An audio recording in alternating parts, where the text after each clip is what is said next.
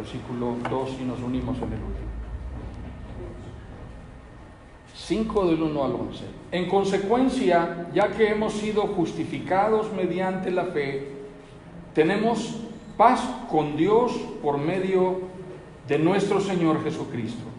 También por medio de Él, mediante la fe, tenemos acceso a esta gracia en la cual nos mantenemos firmes.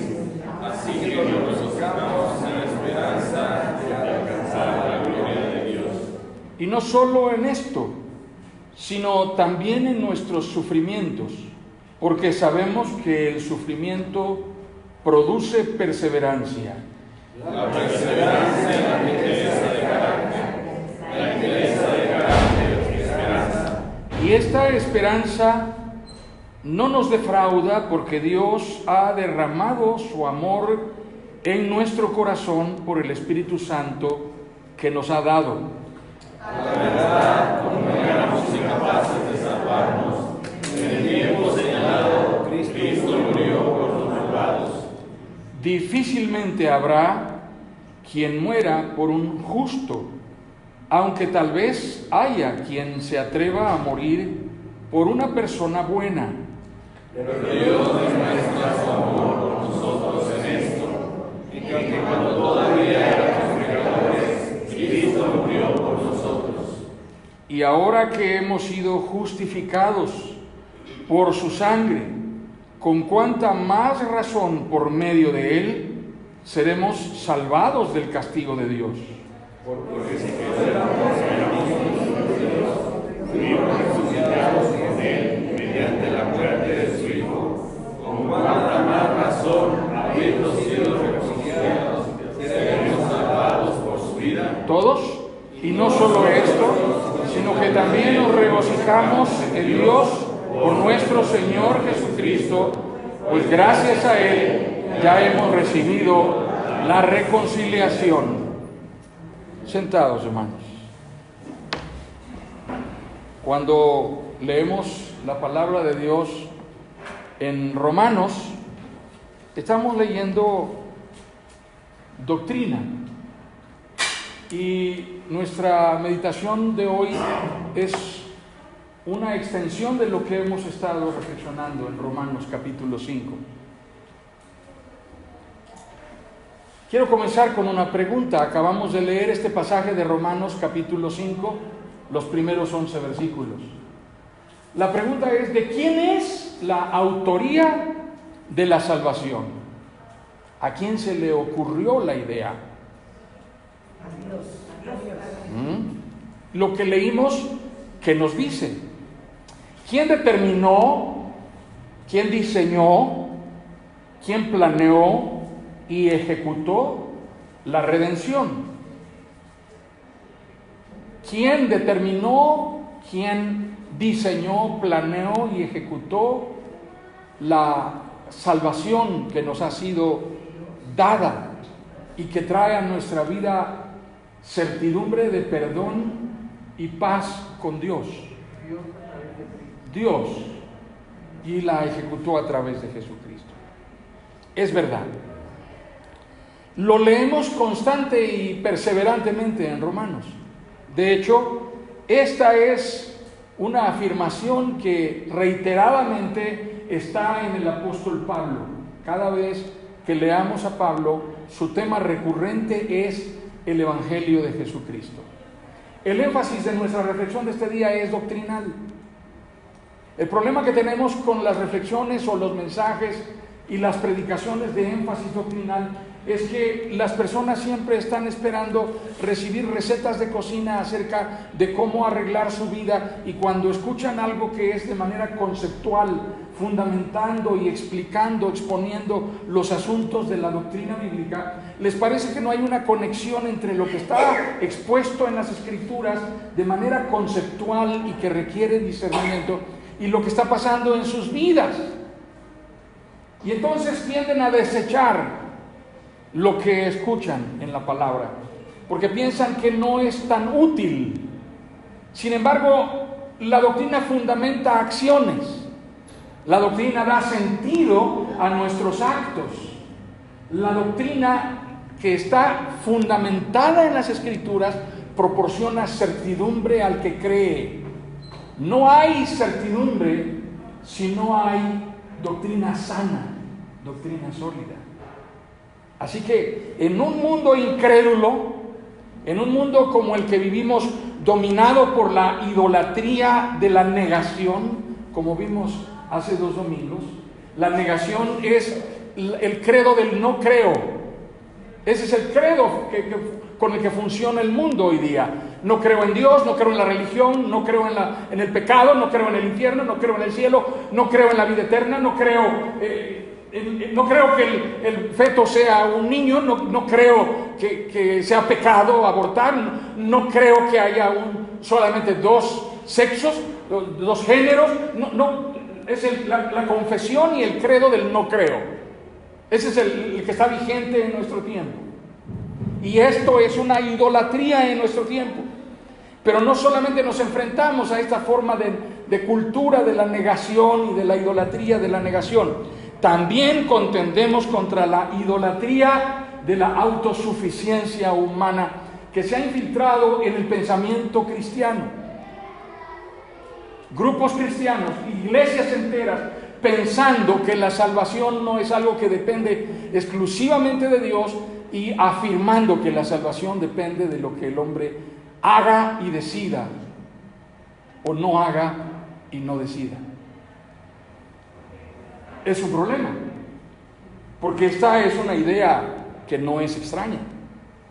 Ahora, la confesión de fe cristiana que dice que hay solo un Salvador encarnado y que Él es el único Redentor que puede reconciliar al hombre con Dios, se enfrenta a un mundo que vive bajo el dominio de la cultura de la muerte y que sostiene el credo de la negación. Pareciera que no tenemos armas con que convencer al mundo, pero tenemos que sostener la certidumbre de nuestra fe. Miren lo que el apóstol Pablo dice con toda claridad, enfáticamente. Podemos leer la palabra que está allí. A la verdad, no me avergüenzo del Evangelio, pues es poder de Dios para la salvación de todos los que creen, de los judíos primeramente, pero también de los gentiles. De hecho, en el Evangelio se revela la justicia que proviene de Dios, la cual es por fe de principio a fin, tal como está escrito: el justo vivirá por la fe. ¿De quién es la justicia?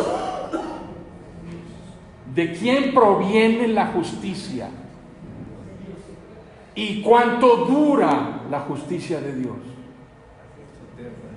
De principio a fin. No hay un solo momento en el cual tú vas a ser redimido por tu propia justicia.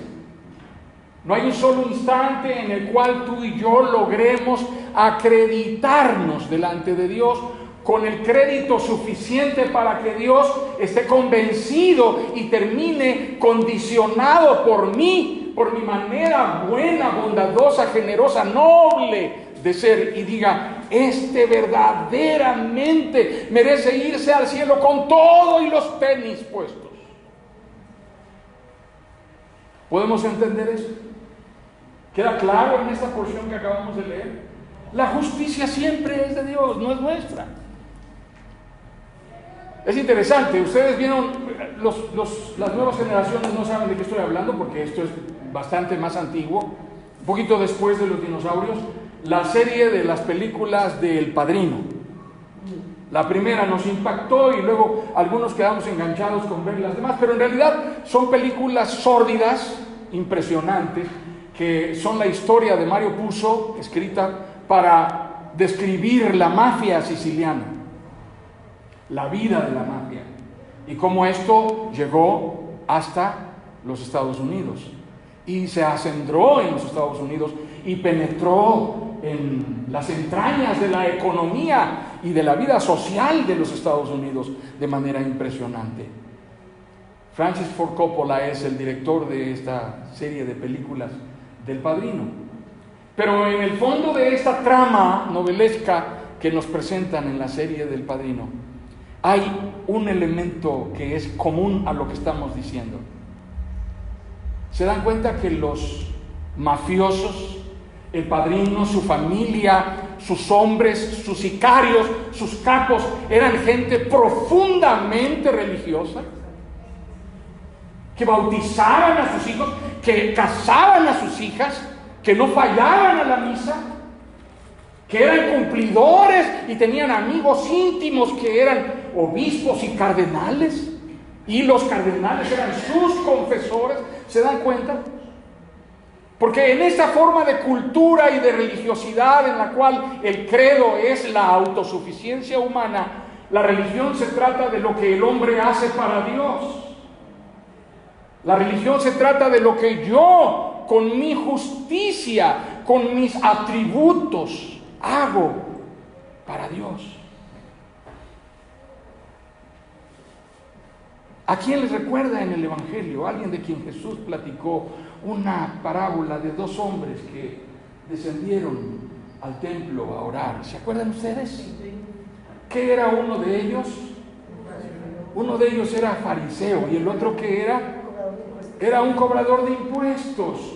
Y uno parecía ser el bueno y el otro parecía ser el malo. ¿Y cuál era la oración del bueno? Que no era como los demás, viles pecadores. Él sí oraba, él sí ayunaba, él diezmaba de todo lo que recibía. Él era un hombre cumplidor. Ayunaba más que muchos de ustedes, hermanos. Lo voy a confesar, ayunaba más que yo. A lo mejor ofrendaba más que nosotros. ¿Ven cómo la religiosidad construida sobre el credo de la autosuficiencia argumenta la virtud humana, la justicia humana, la calidad del hombre, y no lo que la Escritura dice? El justo no vive por su justicia, el justo vive por la fe. De hecho, en el Evangelio se revela la justicia que proviene de Dios, la cual es por fe de principio a fin. Esto es muy interesante. Esto es muy interesante, hermanos. Creamos con todo el corazón lo que la palabra de Dios dice. Miren qué tan claro puede ser en Romanos capítulo 3. ¿Podemos leer juntos esta porción? Dice la palabra: pues todos han pecado y están privados de la gloria de Dios, pero por su gracia son justificados gratuitamente mediante la redención que Cristo Jesús efectuó. Dios lo ofreció como un sacrificio de expiación que se recibe por la fe en su sangre, para así demostrar su justicia. Anteriormente, en su paciencia, Dios había pasado por alto los pecados, pero en el tiempo presente ha ofrecido a Jesucristo para manifestar su justicia. De este modo, Dios es justo y a la vez el que justifica a los que tienen la fe en Jesús. ¿De quién es la justicia? ¿De quién es la salvación? No es nuestro. En realidad, hermanos, esta es la única razón por la cual podemos creer en la salvación, porque realmente quien acredita la salvación es alguien que tiene más crédito que el Banco de México. ¿Sí saben ustedes quiénes están en la lista de Forbes? La lista mundial de Forbes de los más ricos. El güero presidente del otro lado de la raya para arriba, no voy a mencionar su nombre porque dicen que todo queda registrado por ahí. Entonces, la próxima vez que yo quiera pasar al otro lado de la raya no me van a dejar entrar. Usted dijo, bueno, pero el señor güerito tuvo problemas con crédito. tuvo problemas de solvencia, tuvo problemas de quiebra técnica, tuvo problemas de no poder pagar sus deudas, y él logró convencer a ciertos amigos suyos, periodistas, que hicieran ciertos manejos para que lo incluyeran en la lista de los hombres más ricos que publica Forbes cada año. Y lo pusieron en la lista por ahí del 110. Dijo, no, eso no era lo que yo quería que me pusieran más arriba. La gente va a las iglesias queriendo que los demás los coloquen en la lista de los más espirituales, de los más consagrados, de los más santos, de los que mejor se manejan en las cosas de Dios, de la gente más conocedora, más madura, más diestra, con mayor crecimiento. Pero no es eso lo que Dios está interesado en lograr en nosotros. Así que tenemos que entender. Preguntémonos, ¿qué fue lo que nosotros hicimos para ser salvos? ¿Qué tiene que hacer alguien para ser salvo? ¿Qué dice la palabra? Por gracia, el que cree no es cosa de nosotros. El apóstol Pablo dice que si confiesas con tu boca que Jesucristo es el Señor y crees en tu corazón que Dios, el Padre, lo levantó de entre los muertos, serás salvo. No tuvimos que hacer nada más que apropiarnos la obra que alguien más hizo. Eso es lo que nos acredita como redimidos. Somos salvos por una justicia ajena, no por una justicia propia. De manera que nos aproximamos al Evangelio, y eso determina mucho lo que creemos. La manera en que nosotros nos aproximamos al Evangelio va a definir qué cosa creemos.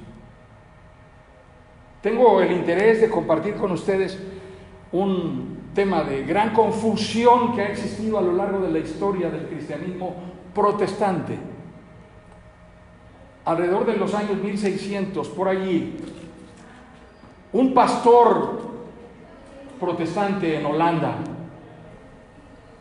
estableció una serie de conceptos doctrinales que enseñaba, y él decía que estaban sustentados en la palabra.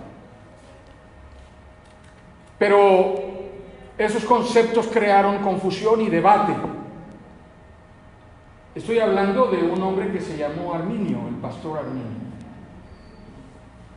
Y se creó una gran discusión. Llegó a un concilio convocado al cual asistieron teólogos de diferentes países, y entonces discutieron el asunto y llegaron a conclusiones concretas sobre cuál era la doctrina sana. Y finalmente Arminio y sus postulantes, los que sustentaban la doctrina de Arminio, fueron segregados como una secta. Y en aquel tiempo prevaleció la doctrina que derivó con el nombre de los cánones de Dort, porque este concilio se llevó a cabo en Dordrecht, en los Países Bajos, lo que hoy es Holanda. Pero en ese caso, las ideas de Arminio prevalecieron, y hasta nuestros tiempos todavía son sustentadas.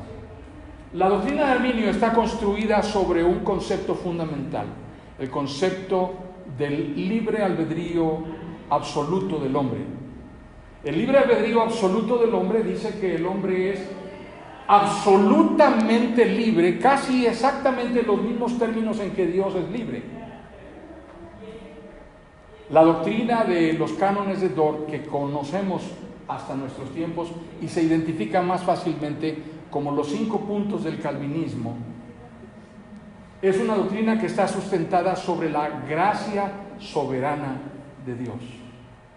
Así que tenemos una contraposición de conceptos y de posiciones. Hay libre albedrío absoluto en el hombre es capaz de elegir por sí solo la salvación y tomar él la iniciativa de buscar a Dios y apetecer ser salvo por su propio interés.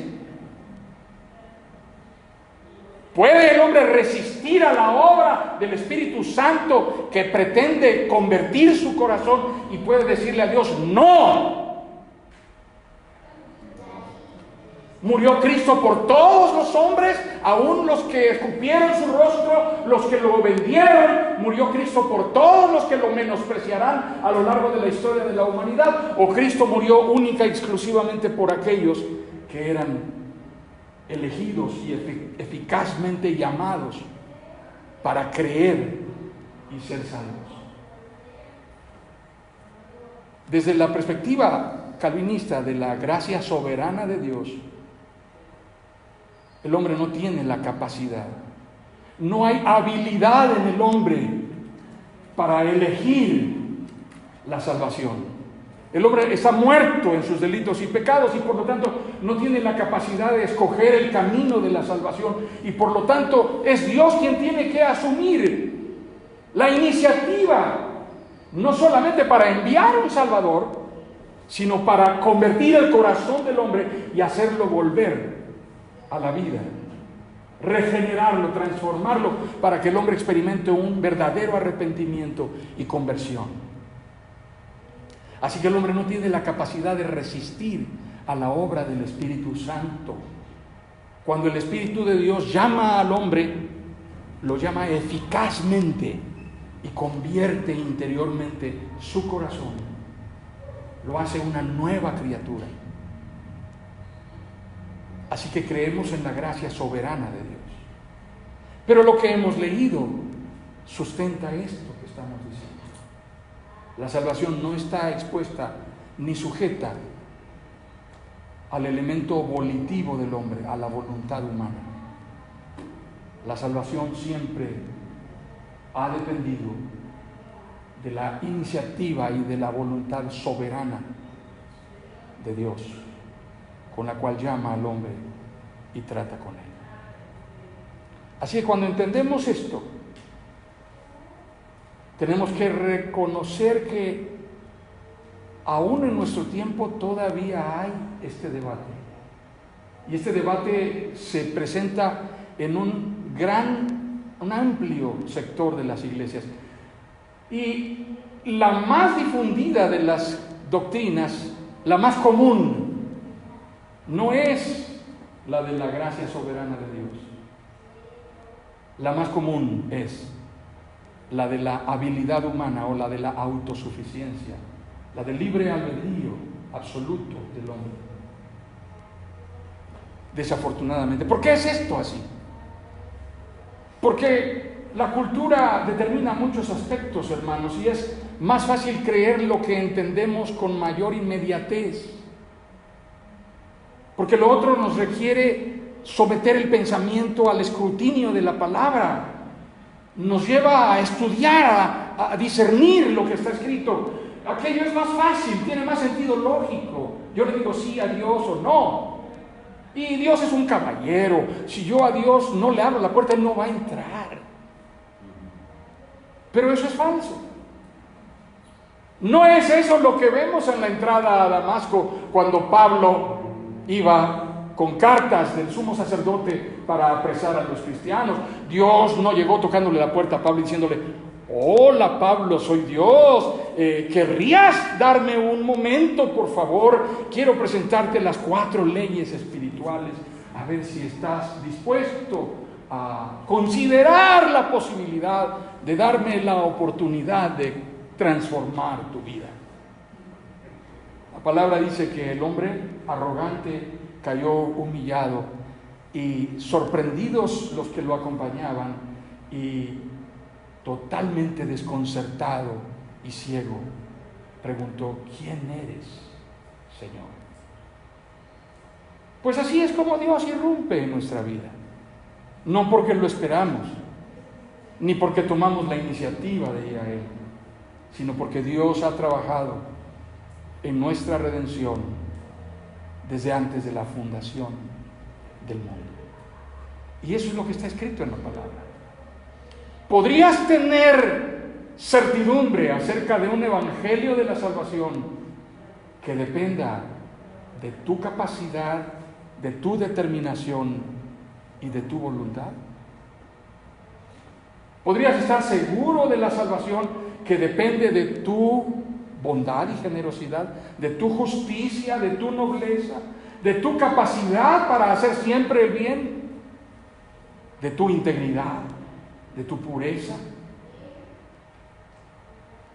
Entre las enseñanzas de Arminio estaba la idea de que la salvación se pierde, y hay un amplio sector de cristianos en el mundo en la actualidad que piensan que la salvación se pierde.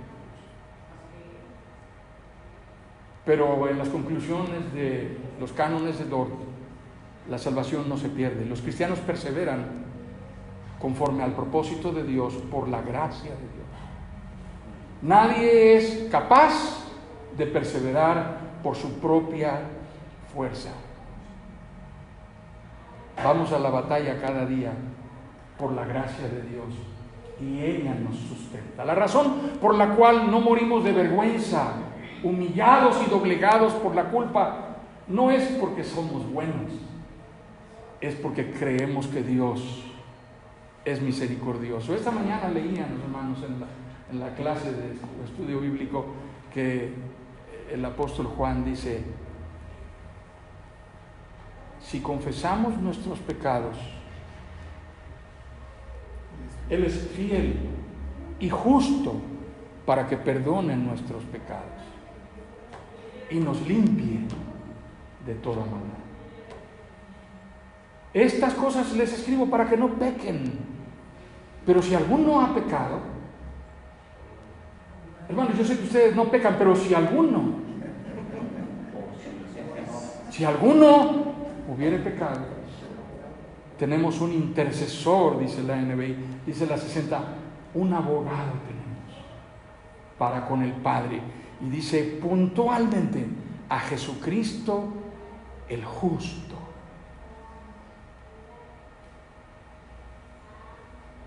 Quiera Dios iluminar nuestro entendimiento para que no nos conformemos con la doctrina que tiene más sentido lógico y más facilidad de digestión para nosotros, y nos arriesguemos a escudriñar en la profundidad del tema de la soberanía de Dios que humilla a la arrogante autosuficiencia humana. Estemos dispuestos a adentrarnos, a conocer y discernir más y mejor la gracia soberana con la cual Dios trata con nosotros, y entendamos que no somos salvos por nuestra propia justicia, sino por la de alguien más que ha pagado el precio de nuestra redención. Esa es la razón por la cual podemos tener certidumbre de salvación. Que el Señor nos bendiga, hermanos.